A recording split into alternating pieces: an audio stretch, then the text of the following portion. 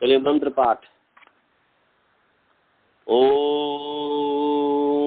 सहनावतु सहनौ भुनक्तु सह वीर्यं करवावहै तेजस्विनावधीतमस्तु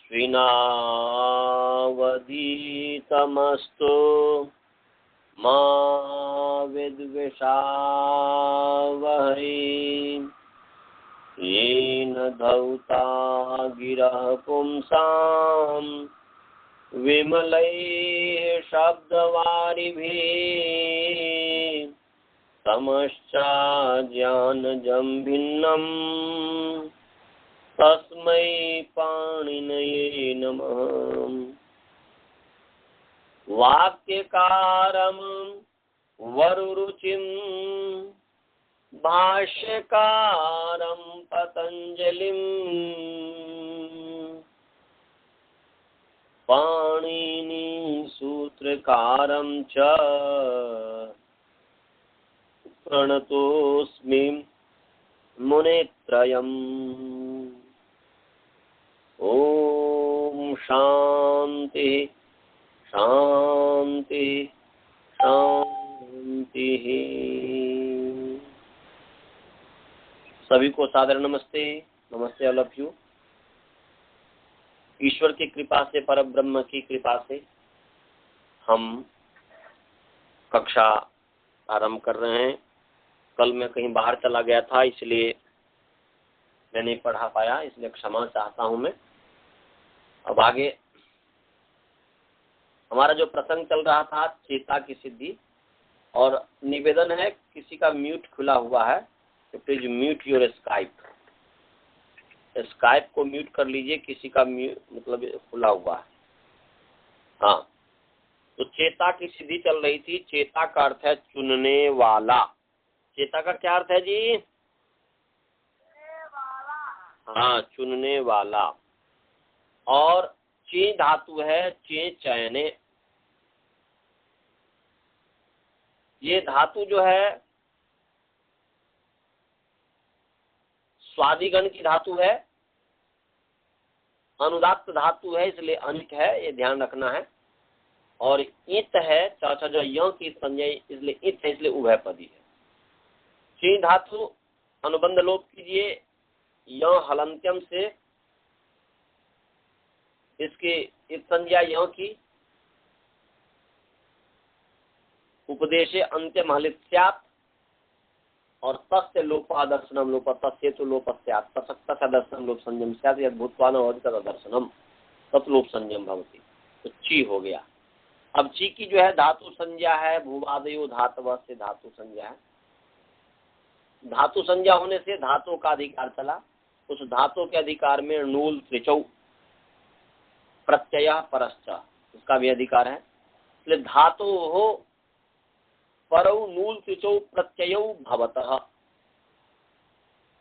धातु से परे नूल और त्रिच प्रत्यय होता है। तो धातु से प्रत्यय परे नूल और त्रिच प्रत्यय होता है। तो ये त्रिच प्रत्यय किस अर्थ में होता है ये ध्यान रखना चाहिए। तो ये त्रिच प्रत्यय जो है कर्ता अर्थ में होता है, कर्तरी कृत। मतलब ये कीजिएगा, हालांकि जैसे अभी मैं बता रहा हूँ तो पहले से थोड़ा भिन्न रूप में सिद्धि आ गया, जैसे पहले ही मैं अर्थ बता दिया। तो ध्यान यही रखना है, भले ही मैं थोड़ा इधर उधर हो जाए प्रमाद के कारण। जब ही आप प्रत्यय लाओ किसी भी धातु से या किसी भी शब्द से प्रत्यय लाओ, तो वो सोचो कि उसका क्या अर्थ है। यदि आपको उस प्रत्यय का, जैसे धातु का अर्थ है ची चयने, ची का अर्थ है चयन करना, तो वो अर्थ होगा। तो ऐसे ही त्रिच जो प्रत्यय है उसका भी यदि आपको अर्थ पता चल जाए तो चयन करना और उसके प्रत्यय जो है वो उसको बता दीजिए, तो बस उसका ये अर्थ निकल गया। तो त्रिच प्रत्यय आया है कर्तरीकृत, कर्ता अर्थ में आया है। किस अर्थ में आया है जी? कर्ता अर्थ में आया है। तो ची और त्रिच, तो कर्तरीकृत, कर्ता अर्थ में कृत प्रत्यय होता है। ये हमने बताया हुआ है कि कर्तरी अर्थे कृत प्रत्यय भवति। धातु परः कृत प्रत्यय कर्तरी अर्थे भवति। कर्तरी कृत का क्या अर्थ है जी? धातु परः कृत प्रत्यय कर्तरी अर्थे भवति। धातु से परे कृत प्रत्यय कर्ता अर्थ में होता है। और कृत क्या है? तो कृदतिंग माने तिंग भिन्न प्रत्यय कृत भवति। धातु अधिकारे तिंग भिन्न प्रत्यय कृत भवति। धातु के अधिकार में जो धातु जो सूत्र है उसके अधिकार में तिंग से जो भिन्न प्रत्यय है उसका नाम कृत है। तो तिंग माने तिप तस जी सिप थस्थ मिबस्मस ताताम ध थासा थाम ध मिरबही महिंग। ये 18 प्रत्यय का नाम तिंग है।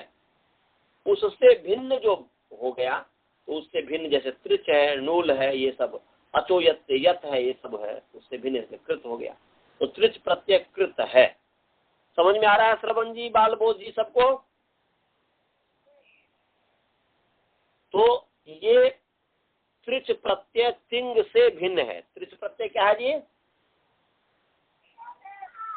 तिंग से भिन्न है, इसीलिए ये कृत प्रत्यय हो गया। कृत कृत तिंग तो बने क्या बोलते? कर्तरी कृत। और कृत प्रत्यय कर्तरी अर्थे भवति। कृत प्रत्यय जो है कर्ता अर्थ में होता है, तो यहाँ पर कर्ता अर्थ में हुआ। तो अब मैं जो है इसका अर्थ पूछ रहा हूँ, इसका अर्थ मैं पूछ रहा हूँ वासुदेवन जी से। वासुदेवन जी, ची का अर्थ है चयन और त्रिच का अर्थ है कर्ता। तो चित्री का क्या अर्थ हुआ? चित्री ही चेता है, तो चित्री का क्या अर्थ हुआ? मैं संस्कृत में पूछ रहा हूँ, हिंदी में नहीं। आवाज की कमी है, जोर से बोलिए।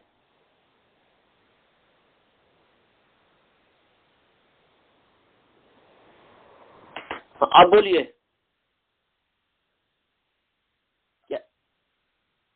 क्या अर्थ है चित्री का? चयन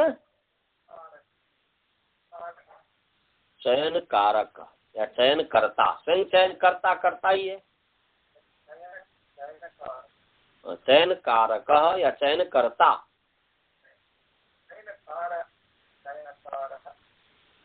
हाँ, चयन कारक, चयनम करोति चयन कारक हो गया। ठीक है, तो चयन कारक भी हो जाएगा। चयन कारक माने करने वाला, तो चयन कारक या चयन करता। चित्री कर्त्री मतलब उत्रिच माने करता। त्रिच का क्या अर्थ है जी बालबोध जी? बालबोध जी, त्रिच का क्या अर्थ है? त्रिच का अर्थ क्या है बोलो? करता। Very nice. हाँ, केवल सुनो ही नहीं, समझो भी। तो त्रिच का अर्थ है कर्ता, ची का अर्थ है चयन। तो चित्री का क्या अर्थ हो गया?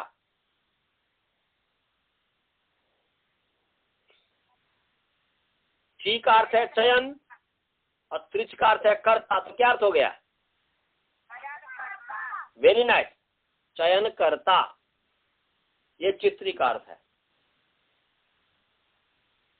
अच्छा जी, मैं उनसे पूछ रहा हूँ, क्या कहते हैं अनंत जी, पाठका का क्या अर्थ है? पाठका का? हाँ, पठन करता। वेरी नाइस, बहुत सुंदर। पाठका माने पठन करता। पाठका में नूल प्रत्यय है, तो नूल जैसे त्रिच का अर्थ है करता, वैसे नूल का अर्थ है करता। और पाठ में जो पठ है उसका अर्थ है पठन, तो पाठका माने पठन करता। कारका का क्या अर्थ है ब्राजभल्ला जी? कारकः का क्या अर्थ है?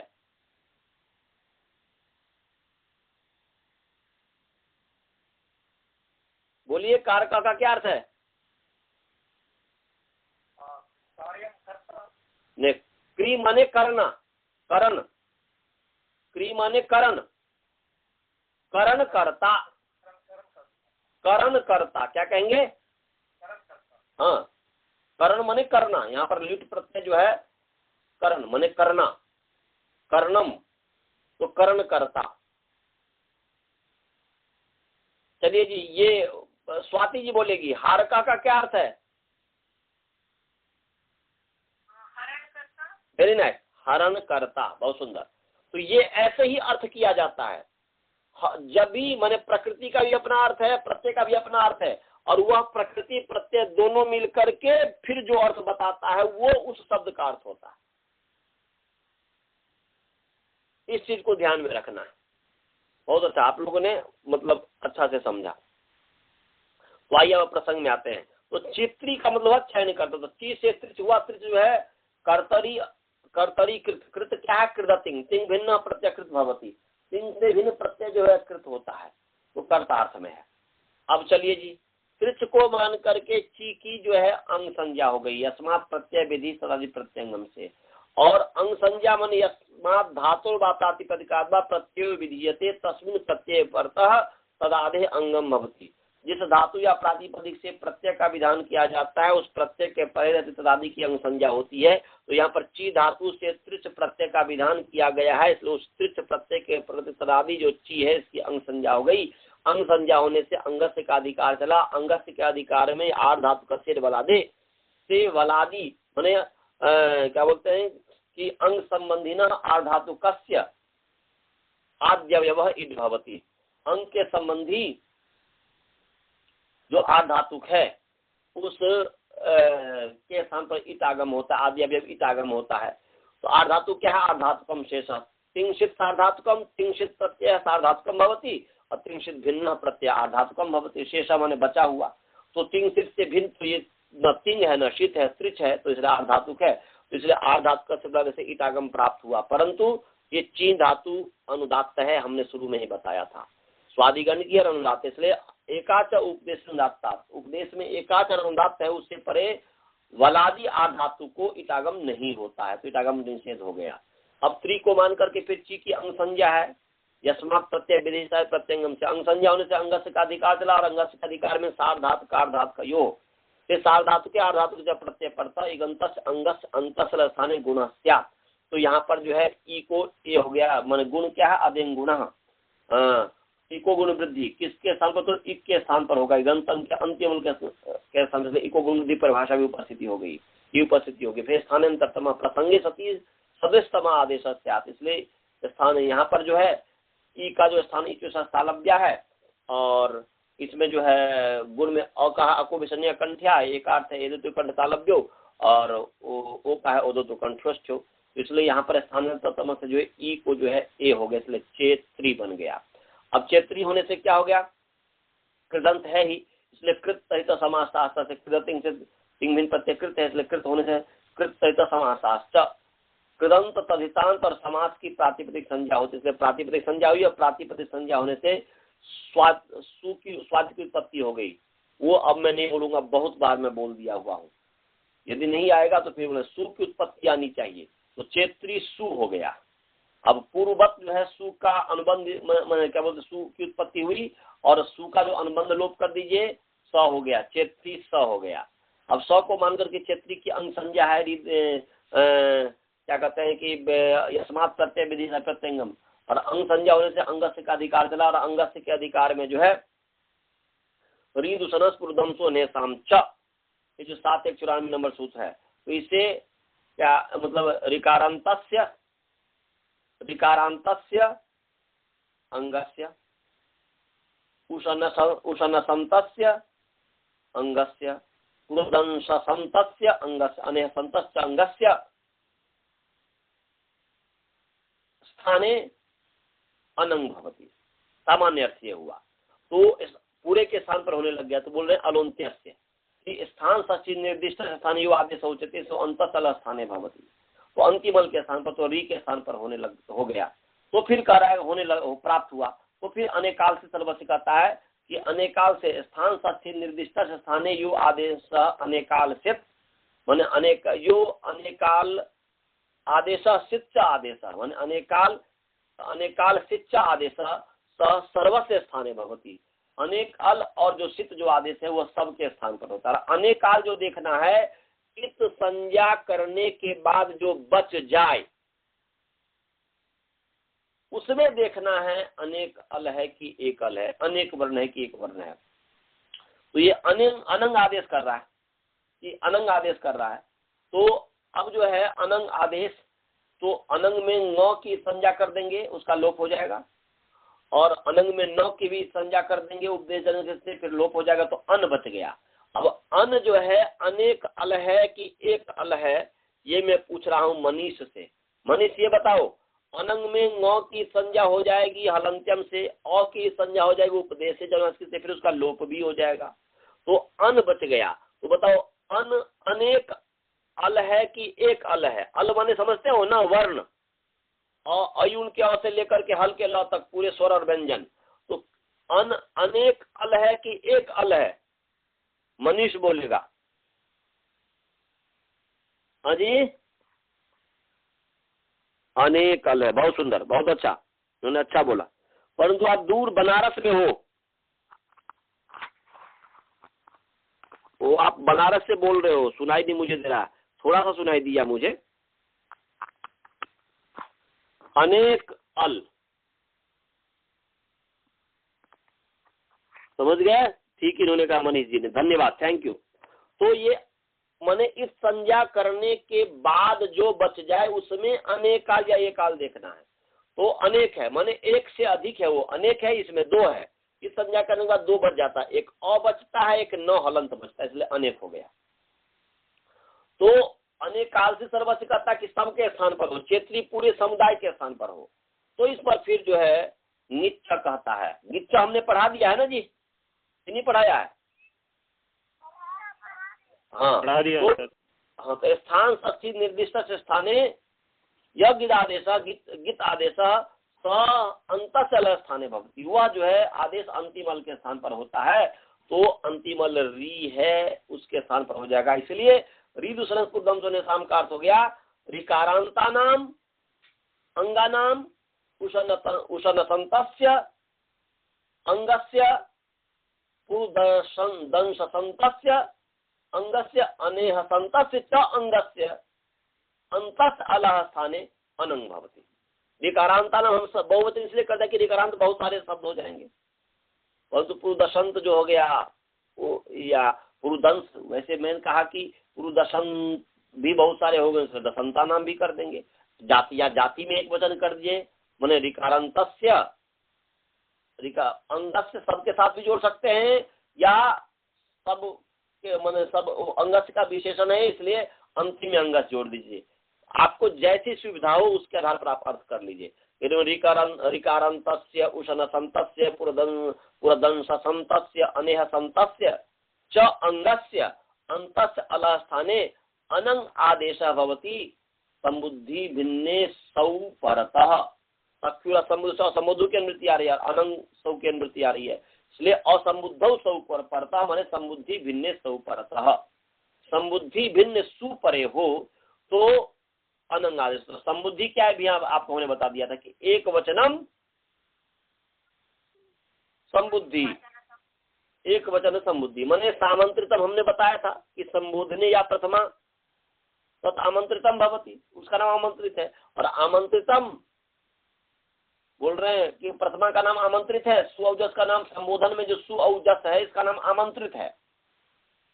आमंत्रित करते ने, हे राम, हे बालबोध, ए श्रवण इधर आओ, तो ए श्रवण कहते हैं तो आमंत्रित ही तो करते हैं ना जी। आमंत्रित माने क्या होता है?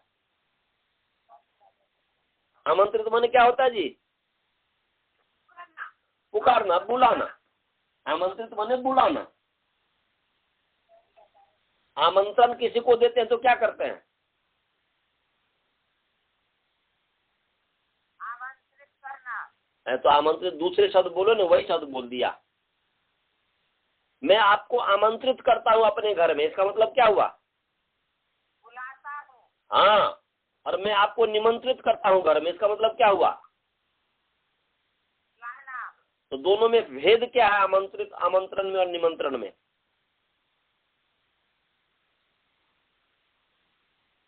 क्या भेद है? बोलो, आप लोगों को पता है ना? बसदा जी आपको पता है निमंत्रण आमंत्रण में?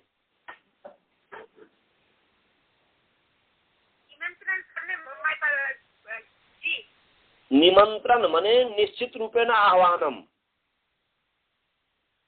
और आमंत्रण माने कामचारेण आह्वानम, बस कामचार, फॉर्मेलिटी जिसको फॉर्मल कहते हैं। फॉर्मल जब बुलाया जाता है उसको कहते हैं आमंत्रण, और जब निश्चित रूप से बुलाया जाता है उसको कहते हैं निमंत्रण। तो ध्यान रखिएगा, यदि आपको कोई निमंत्रण दे तो निमंत्रण का अलग मतलब हो जाएगा और आमंत्रण का अलग मतलब हो जाएगा। और ये भी ध्यान में रखिएगा, आमंत्रण यदि कोई देता है और यदि नहीं जाते हैं उसमें प्रत्यवाय नहीं लगता है, और यदि आपको निमंत्रण दिया और आपने स्वीकार कर लिया और यदि नहीं जाते हैं तो उसमें प्रत्यवाय लगता है। प्रत्यवाय का मतलब समझते हैं सभी लोग कि नहीं? नहीं जी, मुझको तो नहीं पता। अच्छा, आपको नहीं पता है। राजभल्ला जी आपको पता है प्रत्यवाय? नहीं पता। वासुदेवन जी आपको पता है? हाँ जी,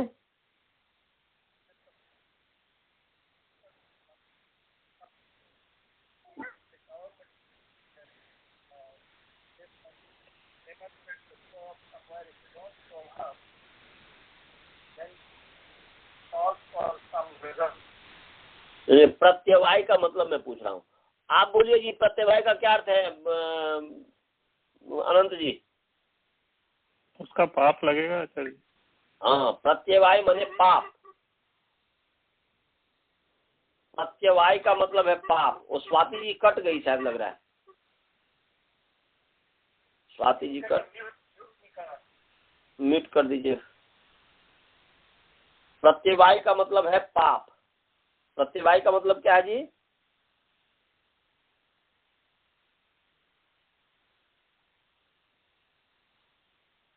हाँ, प्रत्यवाय का मतलब क्या है जी? पाप। हाँ, तो यदि कोई आपको निमंत्रण दे और निमंत्रण पर आप नहीं जाते हैं, निमंत्रण आपने स्वीकार कर लिया और नहीं जा पाएंगे तो अस्वीकार कर दी कि भाई मैं नहीं आ पाऊंगा। निमंत्रण में संभावना मत रखिए। यहाँ का अमेरिका के लोग से मैं इतना परेशान हूँ जिसका वर्णन नहीं किया जा सकता। वो यदि नहीं आना है तो उसमें सीधे बोल दीजिए कि मैं नहीं आऊंगा। संभावना में आप छोड़ रहे हैं, इसका मतलब वो आप जो है वो निमंत्रण, उसका नाम निमंत्रण फिर हुआ ही नहीं। यदि आपको कोई निमंत्रण दे रहा है और उसके बाद यदि आप उसी समय स्वीकार कीजिए या अस्वीकार कीजिए, ये नहीं कहिए कि यदि मुझे समय मिलेगा तो मैं आऊंगा, नहीं मिलेगा तो नहीं आऊंगा। ये निमंत्रण का मतलब ये नहीं होता है। आमंत्रण में ये बात होती है कि ठीक है जी, मुझे समय मिलेगा तो मैं आऊंगा और समय नहीं मिलेगा तो मैं नहीं आऊंगा। ये आमंत्रण में ये बात होती है। और निमंत्रण में बात होती है कि निमंत्रण यदि आपने किसी को दिया या आपको किसी ने दिया, यदि आपके पास समय नहीं है तो उसी समय मना कर दीजिए कि भाई मैं नहीं आऊंगा, मेरे पास समय नहीं है, मेरा कोई काम है या कोई इस तरीके से। उनको भ्रांति में मत रखिए कि समय मिलेगा तो आऊंगा, नहीं मिलेगा तो नहीं आऊंगा। तो निमंत्रण का मतलब ये नहीं हुआ, फिर तो आमंत्रण हो गया। और यदि आपको निमंत्रण यदि आपको दिया गया और निमंत्रण में यदि नहीं जाते हैं तो प्रत्यवाय लगता है, पाप लगता है। जैसे झूठ बोलने से पाप लगता है, क्योंकि झूठ बोलना हो गया ना, तो उससे पाप लगता है। इसलिए आप ध्यान इस चीज को रखना है, इस चीज का ध्यान रखना है आपको। चलिए जी, अब आगे चलते हैं। ये प्रसंग आ गया था इसलिए मैंने बोल दिया आप लोगों को सिखाने के लिए। तो यहाँ पर जो है अंतिम अल के स्थान पर होगा समुद्धि भिन्न सु। तो यहाँ पर सु जो है समुद्धि भिन्न सु है। और मैं बोला था आमंत्रण, आमंत्रित माने जिसको माने आमंत्रित संज्ञा से सामंत्रितम, आमंत्रित जो संज्ञा किया, आमंत्रित माने तो हे राम उसको बुलाया, इसलिए अर्थानुसारी नाम है वो, अर्थानुसारी संज्ञा, अनवर संज्ञा है। और वो आमंत्रित जिसकी संज्ञा है सुओजस की, समुद्धि भिन्न की, उसके जो प्रथम माने सुओजस की जो आमंत्रित संज्ञा, उसके जो पहली विभक्ति है, सॉरी एक वचन जो है उसका नाम संबुद्धि है। इसलिए संबुद्धि भिन्न सु है ये। तो उसके पढ़ते क्षेत्रीय में जो री है उसको अनंग हो गया, तो बन गया चेत अनंग स। क्या बन गया जी? अब लिखो क्या बन गया? चेत सहलंत, चेत अनंग अनंग और हलंत है सहलंत है, ये स्थिति हो गई। चेत अनंग स लिख लिया।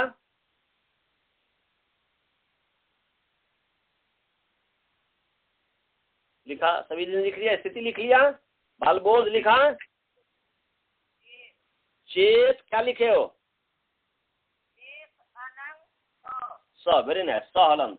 चेत में भी तहलंत है, अनंग में भी न हलंत है, स में भी हलंत है, तो चेत अनंग स, ये स्थिति हुई। अब जो है इसमें जो है न की जो है इस संज्ञा करो हलंत्यम से, उपदेशे अंत्यम हलित स्यात्, तो उपदेश में अंतिम हल की संज्ञा होती है, इस संज्ञा हो गई। और अनंग में न जो है उसका उपदेशे जनुनासिक से, उपदेश में अनुनासिक अच की इस संज्ञा होती है, इसलिए इस संज्ञा होगी। अनुनासिक क्या है? मुखनाश का वचन अनुनासिक। अनुनासिक कैसे पता चला? तो प्रतिज्ञानुनासिक क्या पाणिनीय, पाणिनीय शिष्या प्रतिज्ञानुनासिक क्या भवन्ति, पाणिनि के शिष्य प्रतिज्ञान का प्रतिज्ञा अनुनासिक वाले होते हैं। प्रतिज्ञान का विषय अनुनासिक पाणिनि के शिष्य का है, उनको पता चलता है कहाँ अनुनासिक है, कहाँ अनुनासिक है, कहाँ अनुनासिक नहीं है। और फिर तस्य लोपा दशनम लोपा, तो अब बन गया चेत अन स, अब मिला दो तो होगा चेतन स। क्या बन गया जी? चेत अन स। अब अचहीनम परिणय मिला दो तो क्या? चेतन स बना कि नहीं? हाँ बोलो।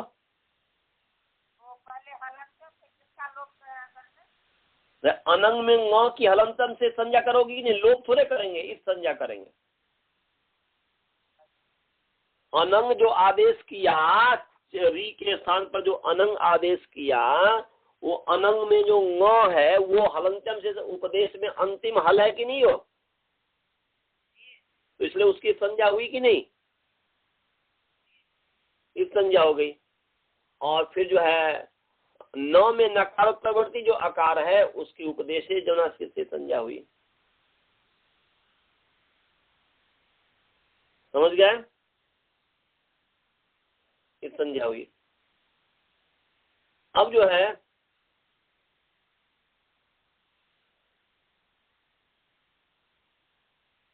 इस संज्ञा होने से तसलोपा दशनलोपा कर दो तो चेत अन स हुआ कि नहीं? चेत अन स मिला दो चेतन स, अचीनम पर चेतन स हुआ कि नहीं? सभी को समझ में आ गया? नहीं समझ में आएगा तो पूछो।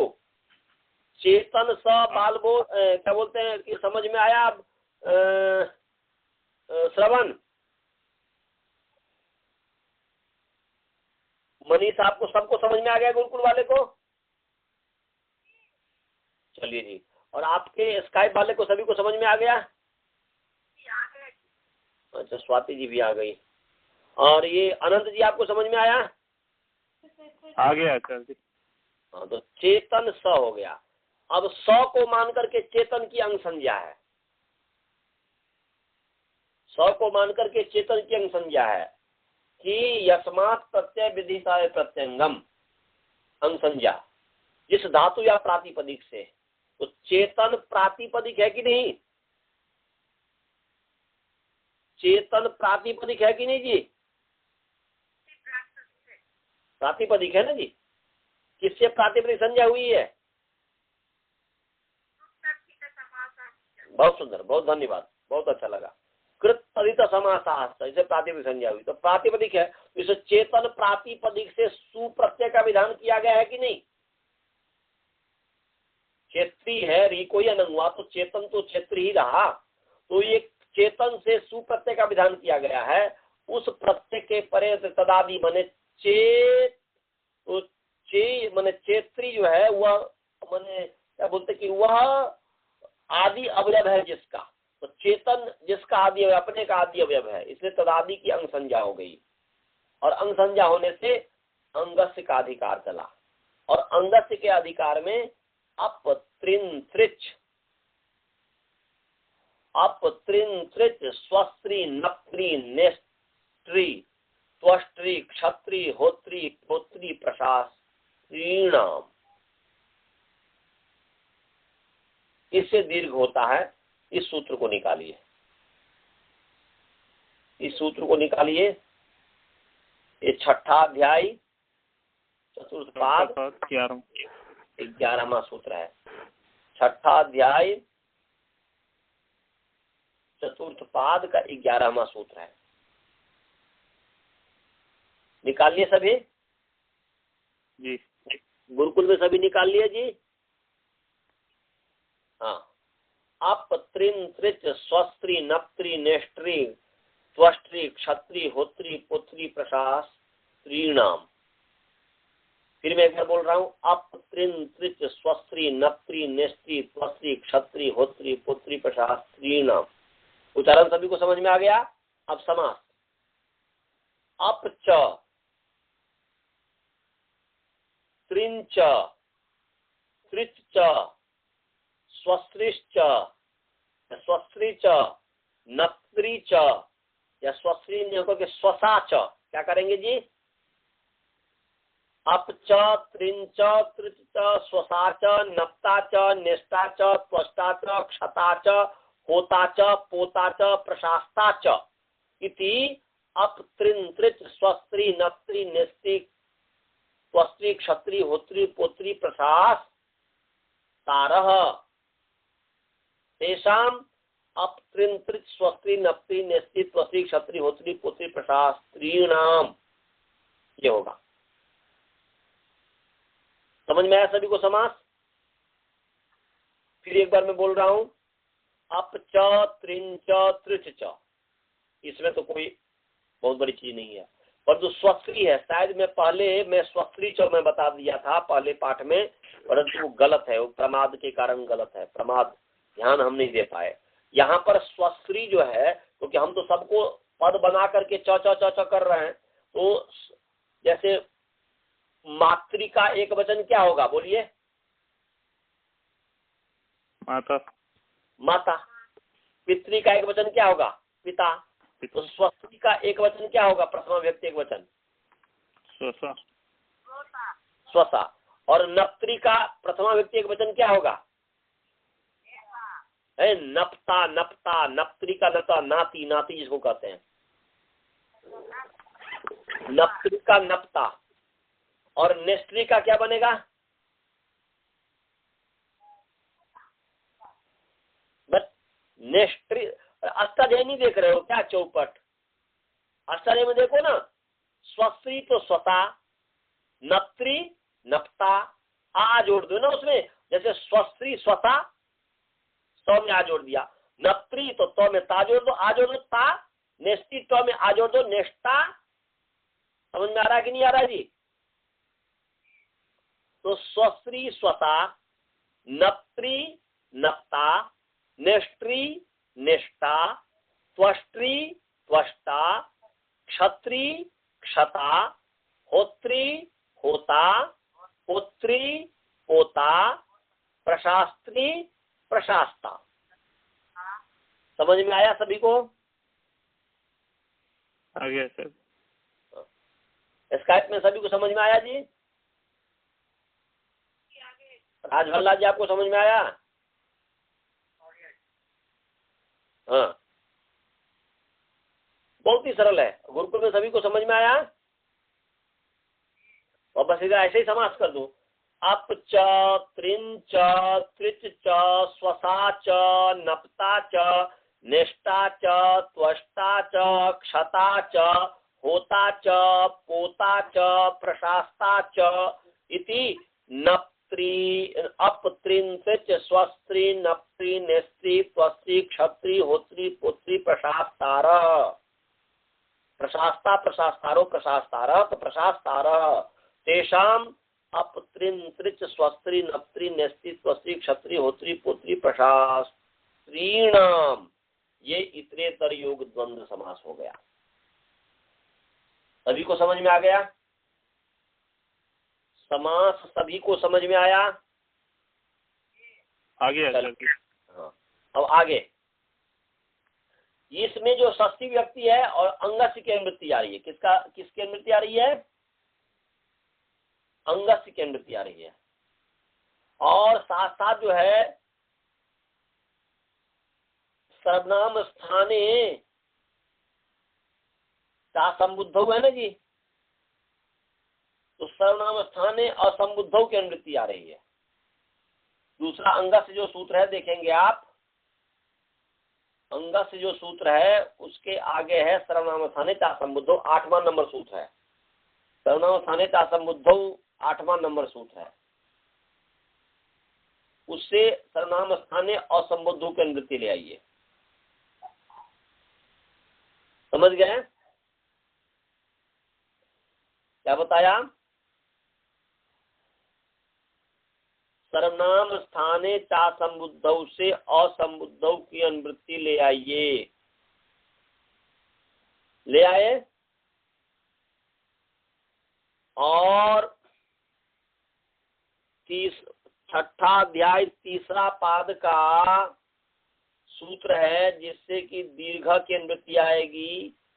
और तीसरा अध्याय में देखिए तो ये तीसरा पाद में ऊपर क्या सूत्र है, वो सूत्र मेरे ध्यान में नहीं आ रहा है, तो उससे दीर्घ की अनुवृत्ति आ रही है। अनंत जी, छठा अध्याय तीसरा पाद का नीचे से ऊपर देखते जाइए, एक सूत्र होगा जिससे दीर्घ की अनुवृत्ति आ रही है। वृद्धि नहीं, वो तो वृद्धि है ना। नहीं, देखता हूँ दीर्घ की अनुवृत्ति आ रही है। हाँ, याद आ गया। ढ्रलोपे पूर्व से दीर्घोण, क्या सूत्र है जी? याद आ गया। ढ्रलोपे पूर्व से दीर्घोण कितना नंबर सूत्र है? हाँ, 6-3-110। इसलिए इससे दीर्घ की अनुवृत्ति आ रही है। ढ्रलोपे पूर्व से दीर्घोण, इससे दीर्घ की अनुवृत्ति आ रही है। समझ गए? और दीर्घ की अनुवृत्ति 6-4-18 नंबर सूत्र तक जाएगी। कहां तक जाएगी? 6-4-18। अचानक याद आ गया। ढ्रलोपे पूर्व से दीर्घोण, इससे जो है दीर्घ की अनुवृत्ति आ रही है। इसके 6-4-118 नंबर सूत्र तक जाएगी। 6-4-118 तक जाएगी। तो अब आइए अपने इसमें आते हैं। तो अपत्रिंत्रित स्वस्त्री नत्री नस्त्री त्वस्त्री क्षत्री होत्री पुत्री प्रशास्त्री नाम में जो है इसमें ढ्रलोपे पूर्व दीर्घोण से दीर्घ की अनुवृत्ति आ गई। अंगस्य का अधिकार तो चल ही रहा है। उसके पश्चात जो है सर्वनाम स्थाने संबुद्ध से सर्वनाम स्थाने और असंबुद्ध इसकी अनुवृत्ति आ रही है। और फिर जो है, हाँ ठीक है, नोपधाया भी सूत्र है ऊपर। नोपधाया कितने नंबर सूत्र है? 7 नंबर सूत्र है। इससे उपधाया की अनुवृत्ति आ रही है। किसकी अनुवृत्ति आ रही है जी? उपधाया की अनुवृत्ति आ रही है। इससे उपधाया की अनुवृत्ति आ रही है। तो हमारे सामने हो गया दीर्घ अंगस्य सर्वनाम स्थाने असंबुद्धौ उपधाया, इतने की अनुवृत्ति आ गई। अब जो है इसका अर्थ अब करना है। अपत्रिंत्रिच स्वस्त्री नप्त्री नेस्त्री तस्त्री क्षोत्री होत्री पुत्री प्रशास्त्री नाम षष्ठी है और अंगस्य भी षष्ठी है। तो क्या अर्थ हो गया? इसका अर्थ हो गया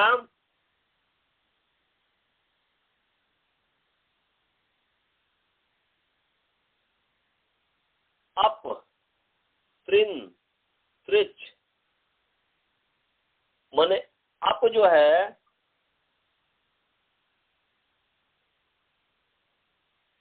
है प्रत्यय है ना जी, ये जो है अप जो है प्रत्यय है, या अप जो है अप से आप बनता है। त्रिन तो प्रत्यय हो गया, इसलिए त्रिन का होता त्रिनंत हो गया, त्रिच का त्रिजंत हो गया। स्वश्री शब्द है, प्रत्यय नहीं है। स्वश्री शब्द है, नप्त्री शब्द है, नेस्त्री शब्द है, त्वश्री शब्द है, क्षत्री शब्द है, होत्री शब्द है, पुत्री शब्द है, प्रशास्त्री शब्द है, और अप भी जो है शब्द है। इसमें प्रत्यय में जो त्रिन और त्रिच दो प्रत्यय है, समझ गया जी। त्रिन और त्रिच दो प्रत्यय है, तो प्रत्यय होने से लाभ क्या हुआ? प्रत्यय होने से लाभ हुआ, वेरी नाइस। प्रत्यय होने से लाभ हुआ प्रत्यय ग्रहणे तदंत ग्रहणम, इसलिए होगा त्रिजंत, त्रिनंत और त्रिजंत, ये हो गया। और अप जो है, अप शब्द है, स्वश्री शब्द है, नप्त्री शब्द है, नेस्त्री शब्द है, त्वष्ट्री शब्द है, क्षत्री शब्द है, होत्री शब्द है, पुत्री शब्द है, प्रशास्त्री शब्द है, ये है। तो अब जो है ये षष्ठी है, अंगस भी षष्ठी है। तो इस षष्ठी का त्रिच में त्रिन में त्रिनंत हो गया, त्रिच में त्रिजंत हो गया, तो त्रिन माने त्रिनंतस्य, त्रिच माने त्रिजंतस्य, अप माने अपह, स्वश्री माने स्वसुः, नप्त्री माने नप्तुः, षष्ठी एक वचन, नेस्त्री माने नेस्तुः, त्वष्टि माने त्वष्टुः, क्षत्री माने क्षतु, होत्री माने होतु, पुत्री माने पोतुः, और प्रशास्त्री माने प्रशास्तुः। ये सबको षष्ठी षष्ठी कर दिया। एक अंगस्य के कारण हम सब में एक एक वचन अभी कर दिए हैं। तो अब जो ये बताइए कि इसमें जो षष्ठी है, त्रिनाम में जो षष्ठी है, अब त्रिन अलग अलग कीजिए, एक साथ ही कीजिए। तो अब त्रिन त्रिच स्वस्त्री नप्ती नैसी त्वसी क्षत्री होत्री पुत्री प्रशास्त्री नाम में त्रिनाम में जो षष्ठी है वह कौन सी षष्ठी है? इसका अंगस के साथ कौन सा संबंध है? हाँ जी, नहीं, ये नहीं है। अंगस्य में स्थान षष्ठी है, अंगस्य में स्थान षष्ठी है, परंतु प्रशास्त्री नाम में जो षष्ठी है वह कौन सा षष्ठी है? इस षष्ठी है संबंध है, उसका संबंधी है अपत्रिंतित स्वस्त्री नप्तिन्यसित क्षत्री होत्री पोत्री प्रशास्त्री, ये संबंधी है। प्रशास्तारः ये संबंधी है, और उधर में अंग संबंधी है।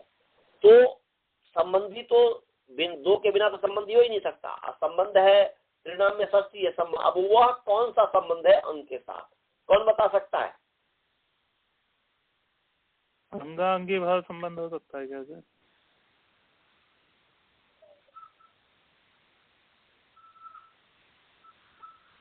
और कोई बताइए। ये कह रहे हैं, इसमें ये कह रहे हैं कि अंगांगी भाव,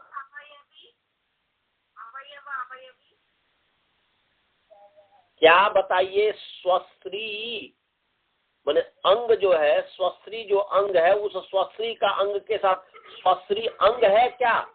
यहाँ पर चेत्री जो है बोलना चाह रहा है, वासुदेवन जी बोलना चाह रहे हैं, परंतु आपकी वो ये हो रहा है जी, घर घर हो रहा है। यहाँ पर ध्यान से बुद्धि पूरा एकदम खोल करके ध्यान से देखेंगे कि देखिए चेतन शब्द है और स है, चेतन और स है। चेतन है त्रिजंत, चेतन क्या है जी? त्रिजंत।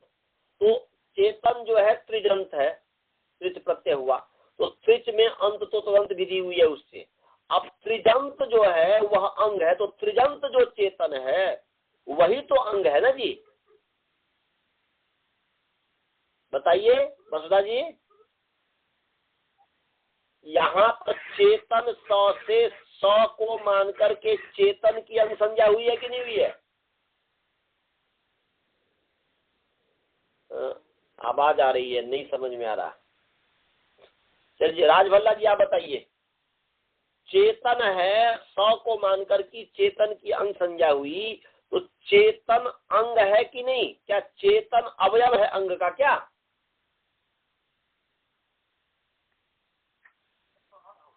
हाँ जी, तो क्या वह अवयव है क्या? जैसे आपका शरीर है, पूरा शरीर है, शरीर का अवयव हाथ पैर इत्यादि है ना जी, कि शरीर का अवयव शरीर है? हाँ, शरीर का अवयव शरीर नहीं होगा ना जी। तो ऐसे ही चेतन जो अंग है, तो वह त्रिजंत जो चेतन है, वह चेतन जो शब्द है, वह उस चेतन का अंग के साथ कौन सा संबंध होगा? स्वरूप संबंध के अलावा और क्या हो सकता है?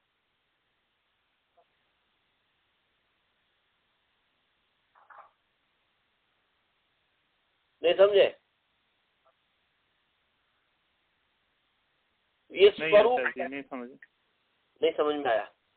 नहीं, मैं बोला कि चेतन है, चेतन पूरा शब्द है, चेतन पूरा शरीर हो गया जी। अब वह अंग है। तो चेतन जो है, त्रिच जो है, त्रिजंतस्य में जो षष्ठीय वह संबंध है, तो चेतन का उस अंग के साथ, अंग चेतन और अंग के बीच में षष्ठीय के लिए चेतन गस अंग अंग, तो गस जो षष्ठी है, वह जो संबंध है, उस संबंध का संबंधी चेतन शब्द है और अंग शब्द है, तो उस चेतन का अंग के साथ क्या संबंध होगा? क्या चेतन रूप से भिन्न अंग है कि चेतन ही अंग है? चेतन ही अंग है, तो हाँ, स्वरूप संबंध हो गया। स्वरूप संबंध हो गया ना जी? जी, समझ में आ गया? जी, सभी को समझ में आ गया? बस चेतन प्लस जो स है, चेतन स जो है, स को मान करके चेतन की जो अंग संज्ञा हुई है, तो वह चेतन अंग से भिन्न नहीं है। चेतन जो है वही अंग है, अंग जो है वही चेतन है, तो उसका स्वरूप संबंध हो गया ना जी। हुआ कि नहीं हुआ?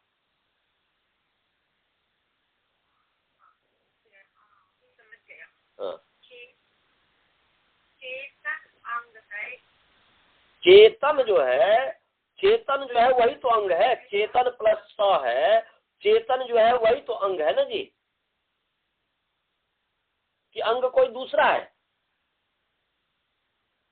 चेतन अवयव, तो चेतन जो अंग है उसका अवयव तो च, ए, त, अ, न, ये सब तो है उस चेतन अंग का अवयव, परंतु चेतन अवयव नहीं है अंग का। शरीर का अवयव तो हाथ पैर इत्यादि है, परंतु शरीर अवयव नहीं है शरीर का।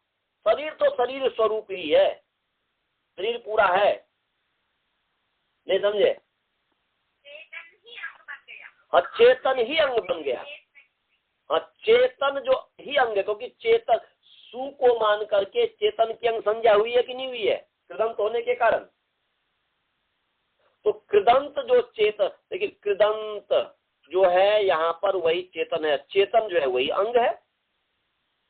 तो मैं बोल रहा था कि चेत अब त्रिंत्रिच में जो त्रिच है, त्रिच माने त्रिजंत, त्रिन माने त्रिनंत, तो त्रिनंत और त्रिजंत जो भी है ये उसका अंग के साथ, क्योंकि त्रिनाम प्रसाद त्रिनाम में षष्ठी है, तो सबके साथ अलग अलग करेंगे, तो त्रिजंतस्य त्रिनंतस्य अपः त्रिजंतस्य त्रिनंतस्य स्वसुः नप्तुः इत्यादि सब में षष्ठी होगा। उसका अंग के साथ कौन सा संबंध होगा? तो क्या कहेंगे? स्वरूप ही तो संबंध होगा। स्वरूप संबंध के अलावा और दूसरा संबंध होगा क्या?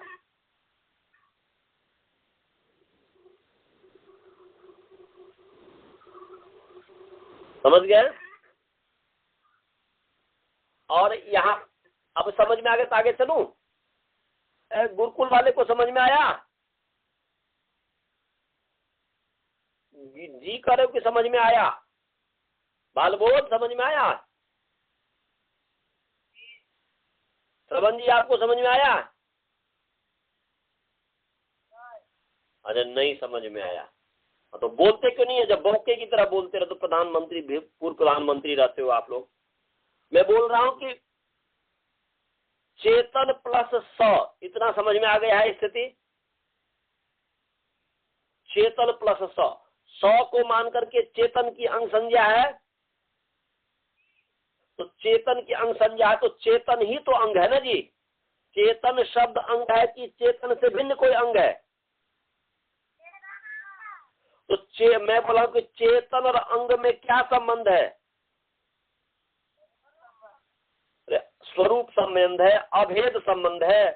कौन सा संबंध है?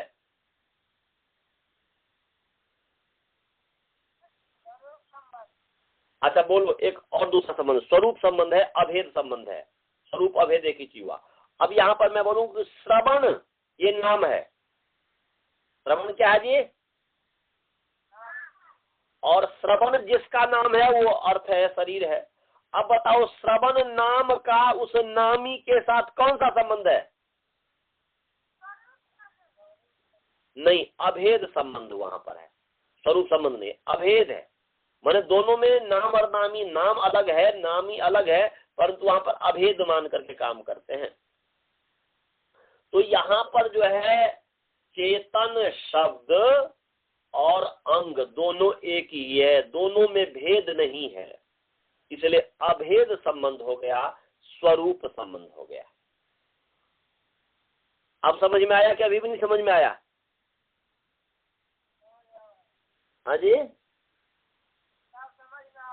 आया। हाँ, तो अब सबको समझाना।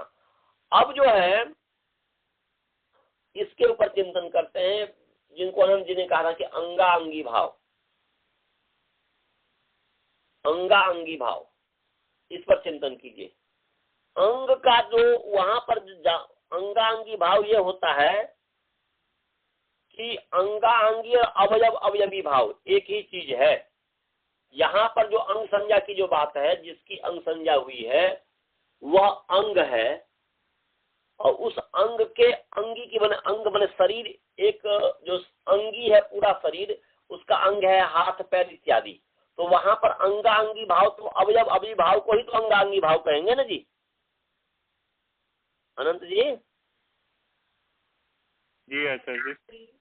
वो आपने जो अंगाअंगी भाव कहा था, तो अंगाअंगी भाव तो हो गया, अवयवी भाव हो गया। और यहाँ पर समझ में आ रहा है? जी आ रहा है सर।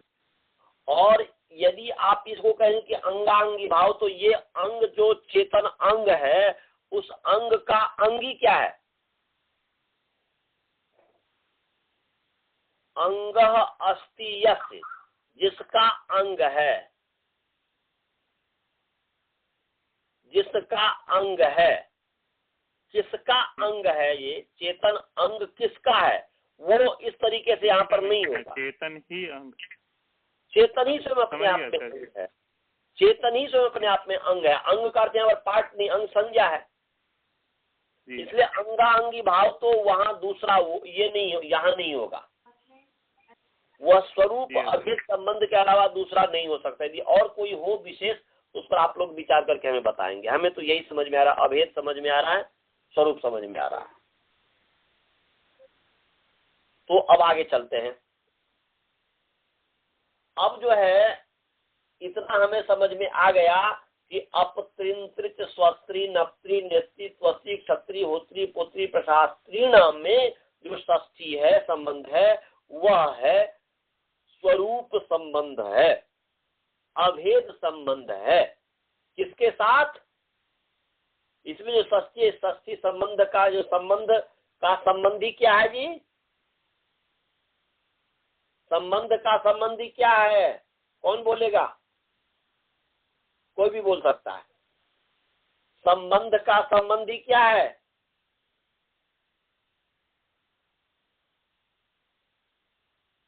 कौन बोलेगा? बोलो। हाँ जी,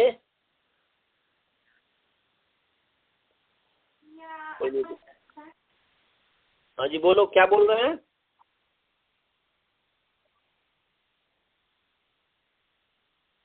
श्रद्धा जी हैं क्या? संबंध का संबंधी कौन है? कितना बार मैंने आप लोगों को बता दिया हुआ है। जब पिता और पुत्र होता है, पिता और पुत्र में जन्य जनक भाव संबंध होता है, तो उस जन्य जनक भाव संबंध का संबंधी कौन हो गया? बाप और बेटा दोनों। पिता भी संबंधी हुआ और पुत्र भी संबंधी हुआ कि नहीं हुआ? संबंधी जरा दो खोजो, एक मत खोजो।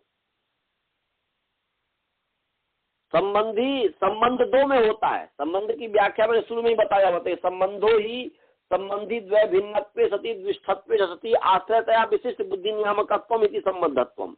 हमने बताया हुआ कि संबंध उसका नाम है जो द्विष्ट हो, संबंधी से भिन्न हो, परंतु दोनों में रहता हो और विशिष्ट बुद्धि को पैदा करता हो आश्रय रूप से, आश्रय भाव से, उसका नाम संबंध है। आधार आधेय भाव से, आधार आधेय भाव से। तो इसीलिए यहाँ पर भी जब तक ये मस्तिष्क में आप लोगों को नहीं जाएगा, संबंध जहाँ आया और संबंधी खोजने आपको नहीं आया और कौन सा संबंध है ये नहीं समझ में आया, तो अष्टाध्यायी का वो षष्ठी विभक्ति वाला अर्थ, जो षष्ठी विभक्ति वाले युक्त जो पद है उसका अर्थ करने में आपको बहुत कठिनाई होगी। इसीलिए संबंध खोजा कीजिए, और संबंध जब निर्णय हो तो संबंधी खोजिए। यहाँ पर संबंधी क्या है जी, बोलो? यहाँ पर अपत्रिंत्रित स्वस्ति नप्ति नैसी त्वसी क्षत्रि होत्री पुत्री प्रशास्त्री नाम और फिर अंगा नाम।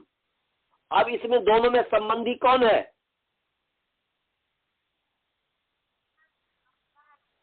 एक ही है। माने आपके पिताजी है तो आपके पिताजी संबंधी और आप संबंधी नहीं हो।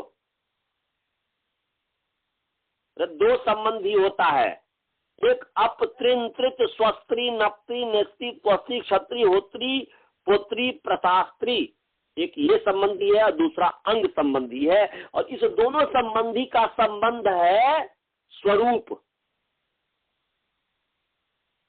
समझ में आया? अनंत जी समझ रहे हैं? अनंत जी समझ में आया? राजभल्ला जी समझ में आया जी? हाँ, तो ये जो है संबंधी हो गया दोनों, तो अर्थ क्या हो जाएगा? अप अंग, अप स्वरूप अंग, अप जो अंग, ऐसा विशेष विशेषण होते हुए भी तंत्र विधि नहीं होगी। त्रिच और त्रियंत में जो है, त्रिच और त्रियंत जो है उसमें तदंत विधि हुई है, त्रिच और त्रिन और त्रिच में, परंतु प्रत्ययंत त्रिजंत जो अंग, त्रियंत जो अंग, ऐसा हिंदी में अर्थ हुआ। कि फिर मैं कह रहा हूं कि अप जो अंग, त्रिनंत जो अंग, त्रिजंत जो अंग, स्वश्री जो अंग, नपता जो माने नपता स्वश्री जो अंग, नप्त्री जो अंग, नेस्त्री जो अंग, त्वस्त्री जो अंग, क्षत्री जो अंग, पुत्री जो अंग, प्रशास्त्री जो अंग। अंगस में षष्ठी है इसलिए स्थान में, ऐसा अर्थ हो जाएगा। और उपधाया की भी निवृत्ति आ रही है, उसको भी कहना पड़ेगा। अब उसको भी समझाएंगे, उसके साथ उसका क्या संबंध है। तो अभी हमने बताया, अब कल जो मैं बताऊंगा पीछे वाले को रिपीट नहीं करूंगा, केवल अपत्रिंत्रित से चलेगा। इसलिए ध्यान रखेंगे कि हमने बहुत बार रिपीट कर दिया, अब आप लोग का काम है पीछे वाला पक्का करना। तो अब यहीं से अभी हमने इतना बता दिया, बस इतना से शुरू करूंगा। इसका परिच्छेद, विभक्ति, समास ये शुरू कर दूंगा इसका, फिर एक बार रिपीट कर दूंगा, और फिर जो है वो संबंध बताते हुए एक संबंध का हमने निर्णय कर लिया कि यहाँ पर स्वरूप संबंध है।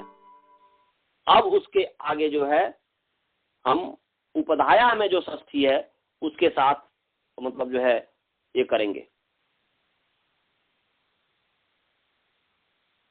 कोई प्रश्न तो नहीं है? मंत्र पाठ करें।